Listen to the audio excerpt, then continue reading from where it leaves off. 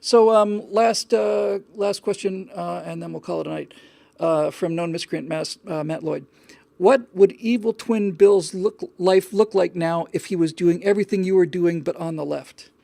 Well, first of all, I should have said this probably at the beginning of my career. I am the evil twin. The question is not what evil Bill is doing. What is the good Bill doing? I hope he's miserable. I hate that bastard. I really do. I just hate him. So I'm the evil twin. A lot of the sensitivity I have on issues and stuff has been beaten into me by 2 or 3 decades of abject poverty and excessive loneliness. But I was politically neutral during that time. So I guess if I were to ask you what a left-wing version of me would be doing today, well, there is no left-wing version of me anymore. All of the qualities that make a fine progressive have been beaten or burned out of me, for which I am eternally grateful. And when you find yourself standing in a spotlight of grace that you certainly didn't deserve, you have nothing else to do about that rather than be very humble and just say, thank you. So the best I can do to answer that question, Matt, is to say,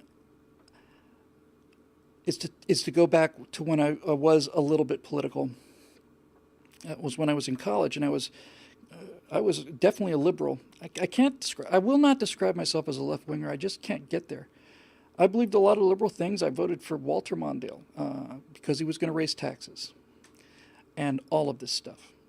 But I can tell you what I would not be doing, and that is I would not be doing political punditry, because to the degree that it's me, you know, evil me, good me, it's still got to be me.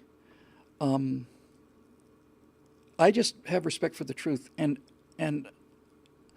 when I was much more liberal, it's because I didn't know anything. And I got all jazzed up and all hyperventilated about things I knew nothing about. Nothing. I remember so clearly when Reagan was elected, I thought, okay, he's a tough guy. And I thought that meant it's the end of the world. We're going to have this nuclear Armageddon.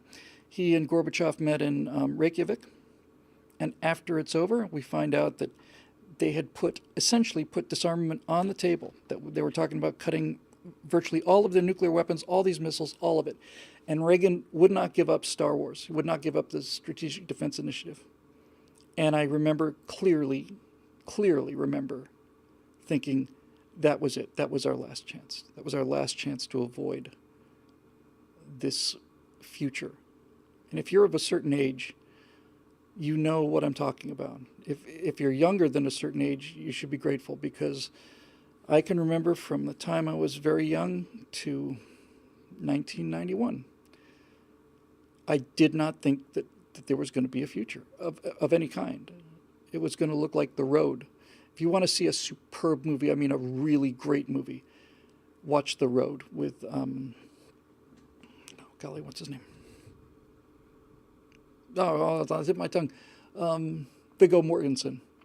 It is the most depressing movie I've ever seen, but it's just terrific. It is very depressing. And that's what I thought the world was going to look like. And all of these things, I was screaming and yelling at the TV. That idiot, what have you done? Just like I hear people doing today. But I know things now that I didn't know then. And one of the things I know is, if you're going to negotiate with tyrants and murderers, you can't just take their word for it. And I also learned that the Strategic Defense Initiative, which was the plan to put all these orbiting space-based lasers and was going to cost trillions of dollars, as I recall, at Reykjavik, Gorbachev wanted Reagan to give up laboratory experiments on Star Wars, and Reagan wouldn't do it. And that cost them the treaty. And I thought it was the end of the world.